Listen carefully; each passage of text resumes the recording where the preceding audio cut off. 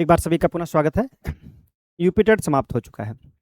अब बात करनी है सीटेट की और सीटेट में हमको क्या पढ़ना है, कैसे पढ़ना है, उसी पर हम थोड़ी-सी चर्चा आज करेंगे और आज शाम से लाइव क्लासेस फिर से स्टार्ट हो जाएँगे।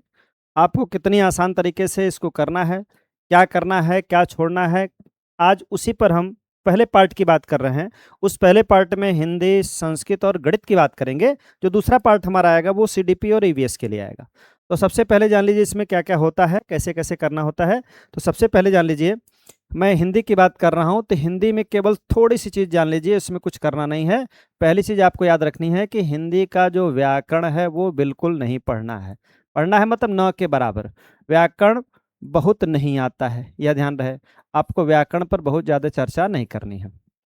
दूसरी चीज़ क्या करनी है, इसका जो गद्यांश होता है, इसका एक गद्यांश आता है, उसी गद्यांश से आपका व्याकरण आता है। तीसरी चीज़, ये पहला पार्ट समझ लीजिए, ये दूसरा इसका भाग समझ लीजिए, इसका व्याकरण नहीं आता है। व्याकरण बताए हैं कुछ, जो भी आता है वो गद्यांश से आता है। तीसरा जो व्याकरण पूछा जाता है वो संधि पूछी जाती है, समास पूछा जाता है, बहुत आसान, उसी गद्यांश से मिलता है। और तीसरा देखिए क्या पूछता है, कभी काल संधि, समास और एक प्रत्यय पूछता है। और प्रत्यय में जानते रहिए, हमने बताया है कि ये इसका खानदानी प्रत्यय है सीटेट का, वो बार बार एक पूछता है, एक प्रत्यय। आपको हम गद्यांश दिखाएंगे, पीवाईक्यू दिखाएंगे, उसमें आपको समझ में आ जाएगा कौन कैसे प्रत्यय लगाते हैं। तो हिंदी में जान लीजिए गद्यांश आएगा और उस गद्यांश से ही आपका व्याकरण दिया रहता है। व्याकरण बिल्कुल आपके टेट की तरह, जो यूपी टेट देख के आए हैं उससे बिल्कुल अलग है। खैर उसमें भी आपकी वो व्याकरण नहीं पूछा जो आता था, बहुत सामान्य सा व्याकरण आया हुआ है जो यूपी टेट में आया। लेकिन सी टेट में व्याकरण कुछ नहीं आता, अगर आएगा भी तो आपको संधि एक पूछेगा, एक समास पूछेगा, एक प्रत्यय पूछेगा और कभी कभी उपसर्ग पूछ देता है। इसके अलावा कुछ आता ही नहीं है, क्योंकि 3 से 4 नंबर वो व्याकरण पूछा जाता है, बाकी 11 नंबर में आपके गद्यांश से आते हैं। दूसरी चीज, अब उस गद्यांश में जानते हैं पूरा आपका 30 अंक का रहता है एक एक पार्ट। हिंदी भी आपकी 30 है। उस हिंदी को बताए हैं 2 भाग में बढ़ता है। पहला भाग आपका बताए हैं कि आपके शिक्षण से पूछता है, जिसको हम लोग पेडागोजी के नाम से जानते हैं। पेडागोजी ये 15 अंक की आती है। दूसरी 15 अंक की आपके गद्यांश से प्रश्न पूछे जाते हैं, उसी पर हमने आपको बताया है। ये पहला पार्ट हो गया, तो आपका गद्यांश आ जाएगा और 15 अंक की पेडागोजी आ जाएगी। अब इसमें भी हमने आपको बता दिया कि 4 नंबर केवल व्याकरण से पूछता है और शेष 11 अंक उसी गद्यांश से आते हैं। ये हो गया पहला भाग। अब इसी का दूसरा भाग समझ लीजिए, जो दूसरा शिक्षण आता है, उसमें शिक्षण में आपको कुछ करना नहीं है। शिक्षण में कुछ चीज़ें विशेष रूप से ध्यान देनी है। वो क्या ध्यान देनी है, उसमें कुछ चीज़ें आपसे पूछेगा, जैसे पठन के बारे में आपसे पूछेगा, पठन क्या होता है, लेखन क्या होता है, इनके प्रकार कैसे होते हैं, और कोडिंग, डिकोडिंग, स्कैनिंग, स्कीमिंग, ये सारी चीज़ें आपसे पूछी जाएंगी। उस पर हम चर्चा करेंगे। बहुत आसान चीज़ें होती हैं, लेकिन समझना है।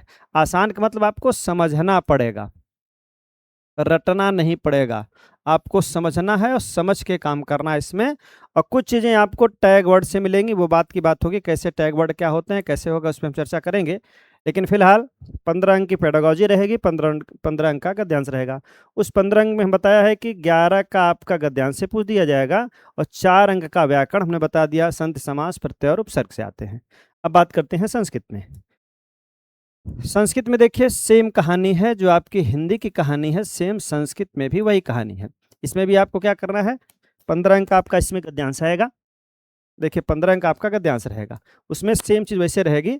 15 अंक आपका गद्यांश, 15 गद्यांश, और वो गद्यांश आपका संस्कृत रहेगा। और 15 अंक का फिर आपकी वही, जिसको हम लोग शिक्षण शास्त्र बोलते हैं, शिक्षण शास्त्र रहेगा। वो कैसे कैसे उस पर हम चर्चा करेंगे, लेकिन केवल आपको केवल एक प्रारूप दिखा रहे हैं कि आता क्या है। 15 अंक का गद्यांश आता है, 15 अंक का शिक्षण शास्त्र आता है। अब फिर बिल्कुल वही कहानी है आपकी, जैसे हमने आपको बताया है कि हिंदी में भी गद्यांश से पूछे हुए व्याकरण आते हैं, तो यहाँ पर भी सेम कहानी है आपकी, क्या कि ये संस्कृत के जो गद्यांश रहते हैं, इसी से आपका व्याकरण पूछा जाता है। ये व्याकरण आएगा कितना, 3 से 4 अंक का व्याकरण आएगा, 3 या 4 अंक का। और 11 अंक आपके उस गद्यांश से पूछे हुए प्रश्न की बात आती है। और 15 अंक का आपका शिक्षण शास्त्र रहेगा। इस 15 अंक में शिक्षण शास्त्र आपको कोई समस्या लेने की आवश्यकता नहीं, ना तो समस्या होने वाली है। क्यों? चूँकि इसी में आपका जो हिंदी का जो पेडागॉजी रहेगी, इसी से आपको संस्कृत भी हम दिखाएँगे। चूँकि पिछला वीडियो पड़ा हुआ है, ज़्यादातर लोग इसको जानते हैं कि आपको संस्कृत की पेडागॉजी पढ़नी नहीं है, चूँकि ये संस्कृत टू संस्कृत लिखी होती है, मतलब ये अपने भाषा में लिखी होती है। जैसे हिंदी की भाषा है, संस्कृत की भाषा है, इंग्लिश की भाषा है, वैसे संस्कृत में एकदम बिल्कुल संस्कृत की भाषा से ही प्रश्न पूछे जाएँगे। आपको वो संस्कृत में लिखा होगा, तो सबसे बड़ी समस्या ये आ जाती है कि संस्कृत का अर्थ कैसे निकाला जाए। तो संस्कृत का अर्थ निकालने की कोई आवश्यकता यहाँ नहीं है। यहाँ आपको क्या करना रहेगा, केवल उसमें जो आपकी हिंदी पे आएगी, वो हिंदी से हम आपका शिक्षण शास्त्र निकलवा देंगे। वो आपको केवल कुल मिलाकर अगर ये कहा जाए, तो आपको केवल हिंदी की पेडागॉजी पढ़ना है, समझना है। इसी से आपका 30 अंक क्लियर हो जाएगा, 15 हिंदी का और 15 संस्कृत का। तो बात समझ में आ गई होगी कि 30 अंक की हम बात कर लिए। ये आपको 30 अंक का हिंदी और 30 अंक का संस्कृत। उसमें भी 15 अंक का आपका गद्यांश से प्रश्न और 15 शिक्षण से। वही हाल आपके संस्कृत में भी है, 15 आपका संस्कृत का गद्यांश और 15 शिक्षण से। उसमें भी जो संस्कृत का गद्यांश आएगा, उसमें हमने आपको बताया है कि जो संस्कृत के गद्यांश आएंगे वो तो ठीक है, उसमें कोई समस्या नहीं है। अब जो शिक्षण शास्त्र आएगा, उसको आपको कोई टेंशन लेने की आवश्यकता नहीं है। ये लिखा तो रहता है संस्कृत में ही, समझना उसको मुश्किल होता है, लेकिन हिंदी के सहारे इसका बड़े आसानी से उत्तर आ जाता है। कुल मिलाकर हमको 15 अंक में जो शिक्षण है उसका समय बचेगा, वो समय हम अन्य विषयों में काम करेंगे, वहाँ पर उस पे देखा जाएगा। तीसरी बात देखिए आती है गणित की। अब गणित में भी सेम चीज़ें रहती हैं, इसमें भी वही कहानी रहती है। चूँकि टेट थोड़ा-सा अलग है, चूँकि सब 30 में ही 30 पूछा जाता है, उसमें शिक्षण कम पूछे गए या पूछे ही नहीं गए अब की बार। ऐसा है कि तीनों विषय में शिक्षण बिल्कुल नहीं पूछे गए, लेकिन संस्कृत हो, चाहे हिंदी हो, चाहे गणित हो, उसमें आपको 15-15, 50-50 बाँटा जाता है। यहाँ पर अभी तक का रिकॉर्ड है और वो बिल्कुल उसी तर्ज पर सीबीएसई इसको कराती है। तो आपका 15 अंक, जो 15 प्रश्न रहेंगे, वो आपके आंकिक रहेंगे। वो आंकिक कहलाते हैं, मतलब अंकों पर आधारित रहेंगे। इसमें देखिए प्रत्यय है, आंकिक रहेंगे। यहाँ देखिए एक प्रत्यय यहाँ पर भी लगा है, तो आंकिक रहेंगे। और 15 अंक आपका शिक्षण से रहेगा। मनोवैज्ञानिकों के कुछ अनुभव रहेंगे जिस पर आपको चर्चा करनी होगी। जो आपका अनुभव है शिक्षण करते समय, उस पे आपका ये 15 प्रश्न रहता है, उस पे आपको बताया जाएगा। अब लेकिन अगर यहीं पर आपने यूपी टेट देखा, तो 30 में 30 प्रश्न आपको लगाने थे। तो आपके 90 अंक की बात हमने कर लिया। फिर समझिए क्या किए हैं, हिंदी में आपको बता दिए कि हिंदी आपका 30 अंक का था, उसमें बता दिए 15-15 भाग में बटेगा। सेम कहानी संस्कृत की भी रहेगी। संस्कृत में भी आपको बताया गया है कि 15 और 15 रहेगा, लेकिन यहाँ पर हमने इस 15 को घेरा है। इसका मतलब आपको गद्यांश भी आराम से आएगा, उसका शिक्षण भी पढ़ लेंगे, संस्कृत का गद्यांश भी पढ़ लेंगे। जब संस्कृत के शिक्षण की बात आएगी, तो उसमें आपको पढ़ने की आवश्यकता नहीं है, वो सब कुछ हिंदी के शिक्षण से आपका उत्तर आ जाएगा। और गणित में हमने बता ही दिया है। अब गणित में देखिए जो सीटेट के प्रश्न हैं, वो उससे बिल्कुल अलग हैं। जैसे आपने अभी गणित को लगा कर देखा था, गणित में पूछा था एक छोटा-सा प्रश्न। अब यहाँ पर आपके जो गणित वाले प्रश्न होते हैं सीटेट के, बिल्कुल आसान होते हैं, बिल्कुल टेट की गणित से बिल्कुल भिन्न हैं। जैसे देखिए अभी जल्दी ही लगा कर आए हैं आप एक प्रश्न, 9 सेंटीमीटर भुजा वाले वर्ग का परिमाप क्या होगा? अब यहाँ पर केवल ये पूछा है कि परिमाप क्या होगा। तो सब जानते हैं जो वर्ग होते हैं उसकी सभी भुजाएं बराबर होती हैं, और जब बराबर होती हैं तो परि पूछा है, तो 9 9 9 जो सबका दिया है, तो परि का मतलब होता है चारों और माप का मतलब माप। यही चीज़ें सीटेट में पूछी जाएंगी, परिमाप का अर्थ क्या होता है। वहाँ पर प्रश्न नहीं पूछे जाएंगे, आपको पूछा जाएगा कुछ ऐसे प्रश्न जो आपके गणित में आपने क्या सीखा है, आप गणित कैसे समझते हैं, समझाते हैं, उस पर प्रश्न है। यहाँ पर सीधे-सीधे आपको आंकिक कह दिया, तो आप इसका उत्तर लगा लेंगे, कहेंगे भाई ये 9 गुणे 4 कर देंगे, कहेंगे उसका परिमाप निकल के आ गया, या सबको जोड़ दिया जाए तब भी 36 आ जाएगा, या 9 गुणे 4 कर दें, भुजा गुणे 4 से निकालेंगे, कहेंगे देखिए यहाँ पर 36 आया है, तो हम कहेंगे ये वाला विकल्प सही है।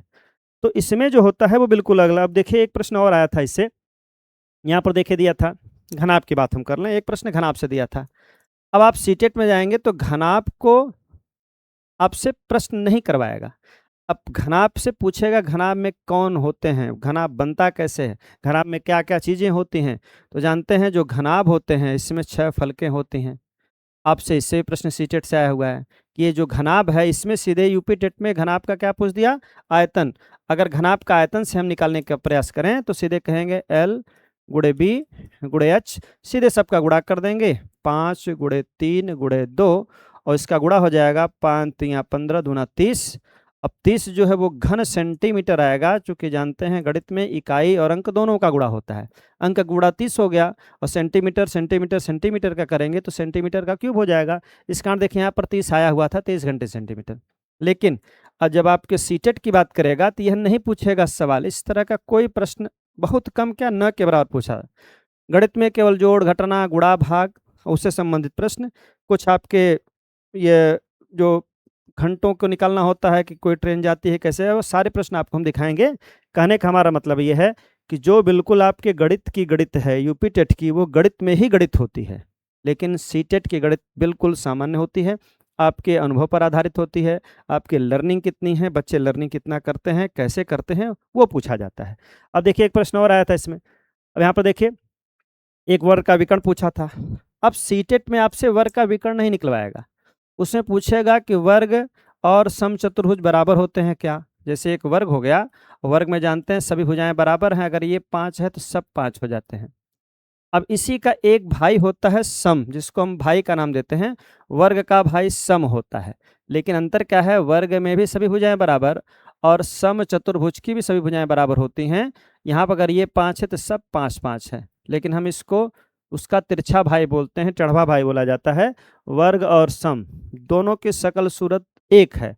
अब आपसे इससे प्रश्न पूछेगा जो कथन और अभिकारक आएगा, वर्ग और सम चतुर्भुज समान होते हैं, इनके कोण समान होते हैं, इनकी आकृति एक जैसी होती है, ऐसे ऐसे आपको आदर्शन या ऐसे प्रश्न आएंगे कथन कारक जो आपको निकालना रहेगा। अब यहाँ क्या कर दिया, यहाँ सीधे पूछ दिया एक वर्ग का विकर्ण दिया है तो इसका क्षेत्रफल बताओ। यूपी टेट में क्षेत्रफल निकलवा दिया और आपको सी टेट में क्या करेगा, कहेगा भाई ये बता दीजिए आप कि वर्ग और सम में अंतर क्या है, दोनों में क्या अंतर है। तो इस पर हम आपको चर्चा कराएंगे। देखिए ये सभी भुजाएं बराबर थी तो इस पर चर्चा होगी, लेकिन फिलहाल जान लीजिए वर्ग की सभी भुजाएं बराबर, दोनों भुजाओं से दोनों बराबर होते हैं। एक कथन आपको दे देगा कि वर्ग और सम की सभी भुजाएं आपस में बराबर होती हैं, दूसरा दे देगा इसके कोण बराबर होते हैं, सही बराबर होते हैं, नहीं होते हैं, कौन सा कथन गलत है। और यहाँ पर सीधे पूछ दिया इसका विकर्ण निकलवा दीजिए। तो जानते हैं वर्ग के सभी भुजाएं बराबर होती हैं, कोणों का अंतर होता है और भुजाएं सबकी समान होती हैं। लेकिन यहाँ पर क्या कह दिया, विकर्ण दे दिया था। अब देख लीजिए कितने आसान प्रश्न हैं। वहाँ पर ये गणित उसी को आएगी जिनको गणित आती है। बाकी जो महीना डेढ़ महीना बताते हैं कि हम डेढ़ महीना में यूपी टेट का गणित सिखवा देंगे, वो नहीं सिखा पाएंगे, केवल उसका समय जाएगा। सामान्य प्रश्न तो कर सकते हैं, लेकिन आपकी बेसिक गणित जो है वो आ सकती है। लेकिन गूढ़ गणित जो होते हैं या तो ट्रिक से लोग लगाए या फिर जिनको गणित अच्छी आती थी वो लोग लगाए। यहाँ देखिए विकर्ण दिया था 9 × कड़ी में 2 और पूछा था इसका क्षेत्रफल बता दीजिए, क्षेत्रफल कितना होगा ये पूछा था। तो जानते हैं वर्ग के विकर्ण का एक सूत्र होता है, वर्ग का विकर्ण। तो वर्ग का विकर्ण जो होता है वो भुजा इंटू कड़ी में 2 होता है, ये फार्मूला होता है। वर्ग का विकर्ण बराबर भुजा गुणे कड़ी में 2, ये इसका फार्मूला होता है। और गणित का नियम ये कहता है कि जो दिया हो उसके सूत्र के बराबर रख दीजिए। तो वहां पर देखिए दिया है क्या, वर्ग का विकर्ण दिया था और कितना दिया था, तो वर्ग का विकर्ण देखिए दिया था 9 × कड़ी में 2। हम यहाँ पर लिख दे रहे हैं उसका विकर्ण ज्ञात है। गणित ये कहती है कि जो हमको ज्ञात हो वो लिख दो, उसके सूत्र के बराबर लिख दो। तो सूत्र होता है भुजा इंटू कड़ी में 2। एक निरसन नियम बताया जाता है, सामान्य चीज़ें कट जाती हैं। तो भुजा का मान देखिए मिल गया, भुजा का मान 9 आ गया। अब जिनको गणित आती थी वो बिना ये सब किए ही उत्तर लगा दिए, क्यों, क्योंकि उनको पता था कड़ी से कड़ी कट जाएगी तो 9 बजेगा, भुजा 9 हो जाएगी, 9 का स्क्वायर कर देंगे, 9 9 81 हमारा उत्तर आ जाएगा। ठीक, अब देखिए एक आध प्रश्न और इसमें पूछे गए हैं। तो ये सारी चीज़ें आपको देखिए, यहाँ पर एक और प्रश्न पूछा गया दशमलव से। ऐसे छोटे छोटे आएंगे लेकिन प्रारूप बदलेगा। पूछा था 0.125 का अनुपात निकालना था, 0.375 इसका अनुपात पूछा था, 375। अब अनुपात का मतलब जो सामान्य वे में जानते हैं, तो अनुपात का मतलब होता है भाग कर देना। हम ये कह सकते हैं कि सीधे सीधे किसकी भाग कर दें, देखिए हम ये कह सकते हैं, देखिए 0.125 अनुपात निकालना है 0.375 से। अनुपात को सामान्य वे में जानिए तो हम यह कह सकते हैं, या करके समझिए, ये सारी चीज़ें हम बेस से आपको बताएंगे। लेकिन फिलहाल यहाँ देख लीजिए क्या है, 0.125 बटे करना था किससे, 0.375 अनुपात का मतलब भाग हो गया। भाग का ये मतलब है, अगर दशमलव के अंक बराबर हैं तो वहाँ पर हम बिना कहे उसका दशमलव हटा सकते हैं। 3 अंक यह भी है, 3 अंक यह भी है, तो जो गुणा वाला मैटर उसको हटा दिया जाए, कोई फ़ायदा नहीं होगा। शॉर्टकट तरीका है ये कि जब दशमलव के अंक बराबर हैं तो हम अपने आप हटा सकते हैं। लेकिन अगर यही प्रश्न इस तरह रहता, तब हम इसको नहीं हटा पाते, तब उसको प्रक्रिया में ले आते। लेकिन यहाँ पर देखिए, ये भी 3 अंक पे है, ये भी 3 अंक पे है, तो या करके हम पूरा अंक ऐसे उतार सकते थे। ये कट जाएगा और सीधे-सीधे 25 से काट देंगे। जिनको आता था समझ गए होंगे, कट-पिट करने के बाद देख लीजिएगा 1/3 आएगा। अब 1/3 है तो फिर इसको अनुपात में ले आएँगे, 1:3, यही आपका आया हुआ था। देख लीजिए, आपका बी वाला विकल्प सही है। तो कहने का मतलब, इसमें आपको दशमलव के प्रश्न आएँगे, लेकिन दशमलव की संख्याओं को ये प्रश्न नहीं आएगा अनुपातिक का लिए। वहाँ पूछेगा दशमलव का आरोही क्रम लिखिए, दशमलव का आरोही क्रम लिखिए, भिन्नों का जोड़ घटाना कर दीजिए। छोटे-छोटे प्रश्न दे देता है, कहता है 2 में 3/5 जोड़ दीजिए, इनका आरोही लिख दीजिए, इनको सम कैसे करते हैं, विषम कैसे करते हैं। ये छोटे-छोटे प्रश्न सीटेट के प्रश्न वही हैं जो कक्षा 5 के प्रश्न हैं, लेकिन थिंकिंग का आधारित होते हैं। आपको सोचना है, समझना है। ऐसे प्रश्न रहेंगे। तो आज शाम को मिलते हैं किसके साथ, जो पीवाईक्यू है। एक बार आप पीवाईक्यू देखिए कैसे-कैसे करते हैं। पीवाईक्यू जब क्लियर हो जाएगा तब आप समझेंगे क्या है। बाकी हम दूसरे पार्ट में सीडीपी और ईवीएस की बात करेंगे। पहले पार्ट में हम आपको दिखा दिए हैं कि हिंदी और संस्कृत कैसे है, हल कैसे करना है। आपको 2-3 पीवाईक्यू में बात करेंगे। तो जिनका सीटेट या यूपीटेट किसी कारण से रह गया है, वो देख सकते हैं। आपको पूरी तरह से संतुष्ट किया जाएगा और आपकी जो समस्या है, जहाँ पर आप गलती करके आए हैं कि पेपर आपका बहुत सीटेट लेंदी रहता है, तो उसमें कोई समस्या नहीं होती है। आपको पूरा पेपर पढ़ना ही नहीं होता है। वो टैग वर्ड कुछ काम करते हैं, वो टैग वर्ड बता दें, वो 90 से 95% ही काम करते हैं, 100% काम नहीं करते। क्योंकि बताया जाता है कि केवल देख लीजिएगा, ओनली देख लीजिएगा। तो इसमें भी आपको बताए थे कहाँ केवल में आपको उलझाएगा। कुछ लोग कहते हैं जैसे केवल देख लीजिएगा, कट कर दीजिएगा, होगा ही नहीं। ऐसा नहीं रहता है। जैसे हम आपको टेट बताए हैं कि ट्रिक देखते ही यण संधि और ये सब नहीं पहचानते हैं, वहाँ पर भी आपको हम बताएंगे। तो जो अनुभव है, उस अनुभव आधारित शिक्षण पर आपको काम किया जाएगा। तो देखते रहिए बेसिक लर्निंग टू एडवांस। जो भी आपके शुभचिंतक हैं, जानने वाले पहचानने वाले, अगर उनको लगता है सीटेट हमको निकालना है, तो 8 बजे से उनको जोड़िए और देखिए आप 2-3 पीवाईक्यू के साथ आपको समझ विकसित हो जाएगी। वास्तव में समझ सबकी अच्छी है। आप परीक्षा में क्या गलती करते हैं, वही आपको गलती में रोकना है। क्योंकि बार-बार उस गलती तक हम पहुँचते हैं और 82 और 90 के आस-पास रह जाते हैं। लगता है सीटेट बड़ा लेंदी है, बहुत लेंदी नहीं है। वो लेंदी बनाता है, लेकिन आपको उसका ट्रिक क्या करना है, क्या छोड़ के आगे बढ़ जाना है, क्या पढ़ना है, आपको पूरा पढ़ना ही नहीं है। करना कैसे, उस पे हम चर्चा करेंगे। तो आज के लिए इतना ही। मिलते हैं शाम को लाइव क्लासेस के साथ। पीवाईक्यू को देखते रहिए। Basic learning to advance. सभी को धन्यवाद।